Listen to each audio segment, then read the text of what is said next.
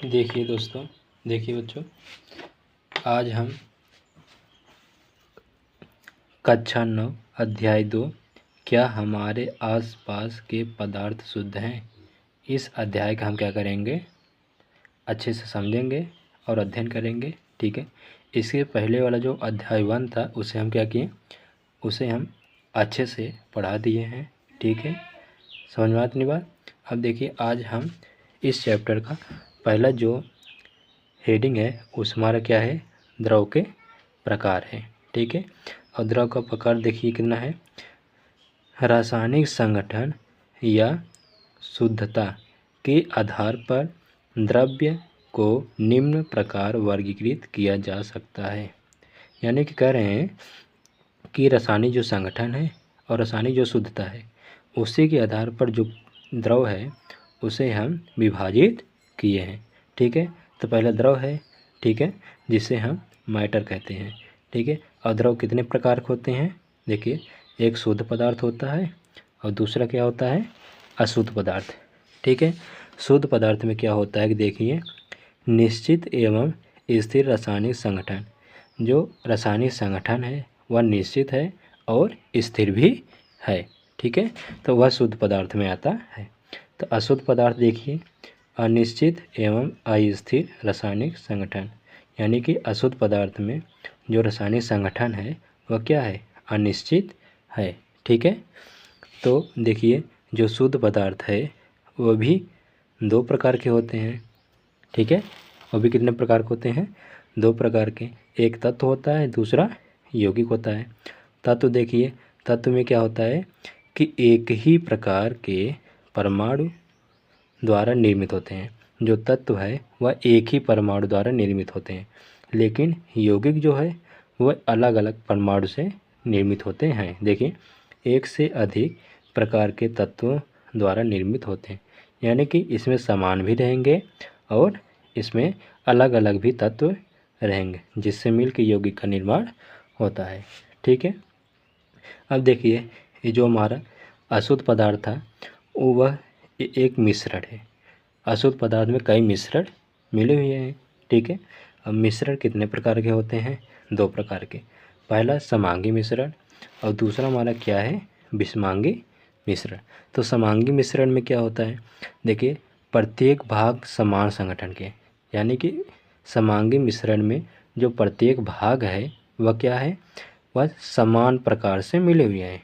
लेकिन वहीं देखिए विषमांगी मिश्रण में, तो विषमांगी मिश्रण क्या होता है कि प्रत्येक भाग का जो असमान संगठन है वह अलग अलग है। ठीक है, अब इसका समांगी का उदाहरण देखिए, जैसे चीनी और पानी का मिश्रण, तो पानी में चीनी के कण अलग अलग दिखाई नहीं देते, वहीं विषमांगी मिश्रण में पानी और बालू का मिश्रण, ठीक है, तो देखिए बालू अलग दिखाई देता है और पानी अलग दिखाई देता है।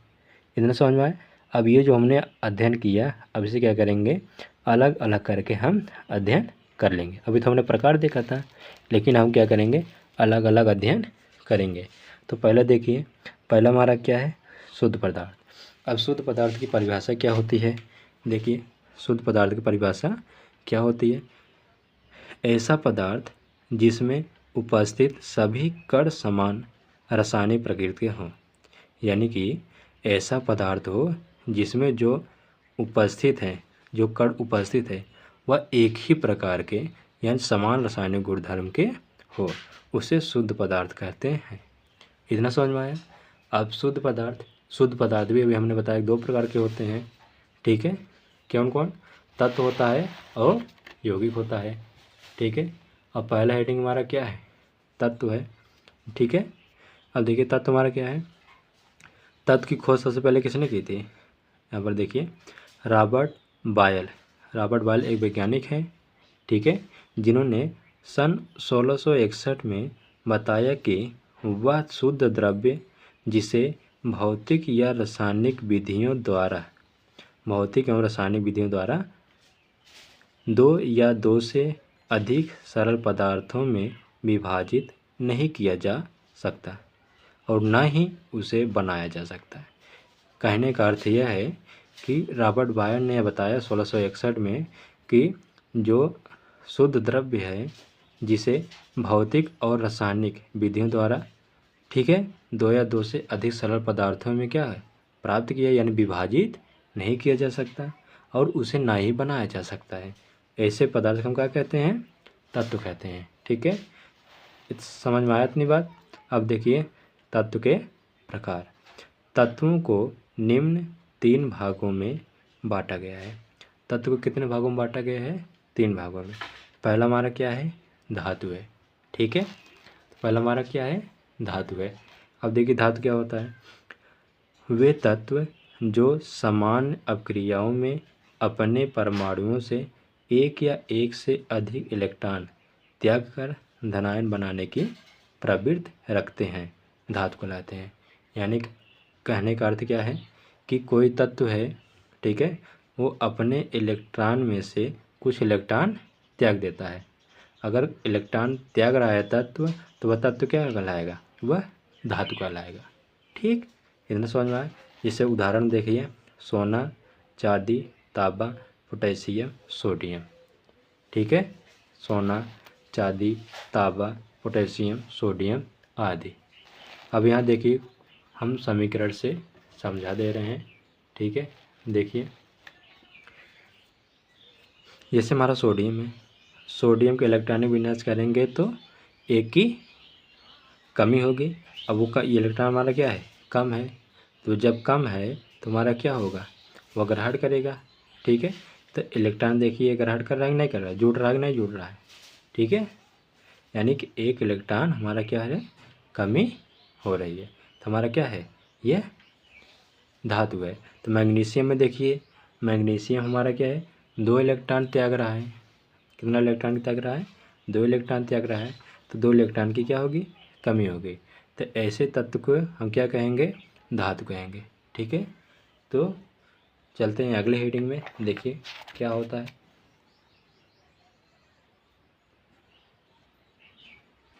देखिए कुछ बिंदु है, देखिए धातु के लिए। धातु को धन विद्युतीय तत्व भी कहते हैं।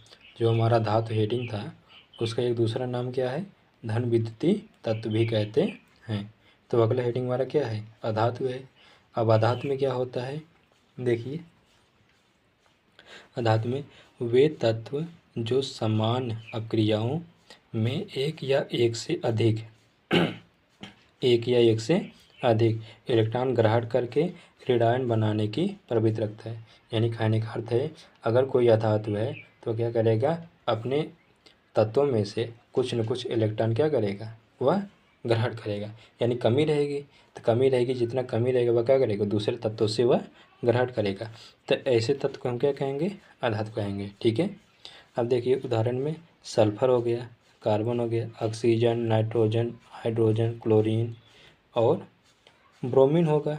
ठीक है, तो चलते हैं उदाहरण की वजह से हम समझते हैं। देखिए जैसे क्लोरीन है हमारा, ठीक है, क्लोरीन हमारा क्या है, क्लोरीन एक इलेक्ट्रॉन की कमी होती है, तो दूसरे तत्व से क्या करेगा, एक इलेक्ट्रॉन ग्रहण करेगा।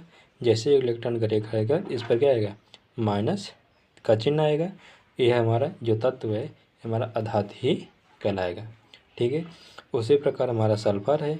सल्फर में कितने इलेक्ट्रॉन की कमी होती है, 2 इलेक्ट्रॉन की कमी होती है, तो क्या करेगा, 2 इलेक्ट्रॉन वह ग्रहण करेगा। अब जैसे ग्रहण करेगा तो सल्फर पे 2 माइनस निकल के आएगा, और ये हमारा कौन सा तत्व होगा, अधातु होगा। ठीक है, अब अधातुओं को देखिए कुछ गुण हैं।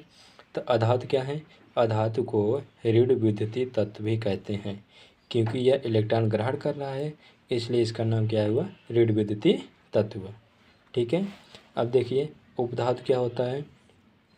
उपधातु ऐसा धातु है जिसमें धातु और अधातु का दोनों का गुण मिलता है। ठीक है, देखिए वही लिखा गया है, वे तत्व जिनमें धातु एवं अधातु दोनों के रासायनिक गुणधर्म उपस्थित होते हैं उपधातु कहलाते हैं।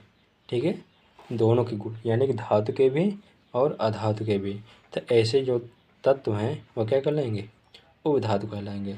उपधातु के लिए देखिए क्या है, उपधातुओं की संख्या केवल 7 है, यानी कि अब तक उपधातुओं की संख्या 7 तक खोजी गई है। ठीक है, तो उदाहरण में आर्सेनिक, एंटीमनी, ठीक आदि, आर्सेनिक, एंटीमनी आदि। तो आगे देखते हैं आगे क्या है हमारा। देखिए धातु तथा अधातु में अंतर। धातु तथा अधातु में अंतर। और यह जो है यह पेपर में कई बार पूछा जाता है। ठीक है, यह पेपर में कई बार पूछा जाता है। देखिए क्या है, पहला यहाँ पर गुणधर्म लिखा गया है। ठीक है, फिर यहाँ पर धातु है और अधातु है। देखिए अब इन दोनों को हम क्या करेंगे, पहले भौतिक अवस्था देखेंगे। धातुओं की भौतिक अवस्था क्या होती है, अधातुओं की भौतिक अवस्था क्या होती है। देखिए धातु में देखिए साधारणतया ये ठोस अवस्था में पाई जाती हैं। यानी कि भौतिक अवस्था के रूप में जो धातु है कैसी पाई जाती हैं, ठोस पाई जाती हैं। लेकिन वहीं जो अधातु है वह ठोस में भी, द्रव में भी और गैस में भी पाई जाती है। ठीक है, अब देखिए दूसरा क्या है गुणधर्म, आघात वर्धनीयता। क्या है, आघात वर्धनीयता। अब इसका क्या अर्थ होता है, इन देखिए धातु में देखते हैं, इन्हें पीट कर पतली चादर के रूप में परिवर्तित कर सकते हैं। यानी जो धातु हैं उन्हें हथौड़े से पीट कर पतली चादर के रूप में क्या कर सकते हैं, परिवर्तित कर सकते हैं। लेकिन अधातुओं में ऐसा नहीं होता। इसलिए देखिए इन्हें ऐसा कर पाना संभव नहीं है, क्योंकि अगर कोई अधातु है उसे हम पीटेंगे तो क्या हो जाएगा, टूट जाएगा। इसलिए इसमें संभव नहीं है। तो अगला देखते हैं भौतिक गुण क्या है। देखिए तन्यता। अब तन्यता देखिए, तन्यता माने तन जाए। ठीक है, अब देखिए धातु में क्या होता है, इन्हें खींचकर पतली तारों के रूप में परिवर्तित किया जा सकता है। अगर कोई धातु जैसे एल्युमिनियम हो गया, एल्युमिनियम की जो तार है, ठीक है, वह उसे एल्युमिनियम जो धातु है उसे खींचकर एल्युमिनियम का तार बनाया जाता है। जैसे तांबा है, तांबा को खींचकर पतले तार के रूप में बनाया जाता है। लेकिन यह अधातुओं में क्या है, अधातुओं में संभव नहीं है। ठीक है, तो अगला देखते हैं, अगला गुणधर्म क्या है, चमक। ठीक है, क्या है, चमक है। अब देखिए धातुओं में चमक बहुत अधिक पाई जाती है, क्योंकि जैसे लोहा है, लोहा कभी घाम में रखेंगे तो क्या होता है, वह चमकने लगता है। ठीक है, लाल होकर। उसी प्रकार जो अधातु हैं, अधातु में कुछ ऐसे तत्व हैं जो चमकते हैं। इसके अलावा और कोई तत्व चमकते नहीं। जैसे ग्रेफाइट हो गया, हीरा हो गया और आयोडीन हो गया। ये जो तीन धातु हैं, तीन अधातु हैं, यह चमकते हैं। ठीक है, चमकते हैं, लेकिन इसके अलावा और कोई अधातु चमकते नहीं है। और देखिए अगला गुणधर्म ध्वनि। ध्वनि देखिए, धातुओं में जो ध्वनि है वह अधिक होती है, लेकिन अधातुओं में ध्वनि नहीं होती है। ठीक है, अब देखिए अगला गुणधर्म क्या है, ऊष्मा एवं विद्युत चालकता। तो धातुओं में विद्युत चालकता होती है, अधातुओं में विद्युत चालकता नहीं होती। ठीक है, इतना समझ में आया। तो इसके आगे हम नेक्स्ट वीडियो में समझाएंगे। ठीक है।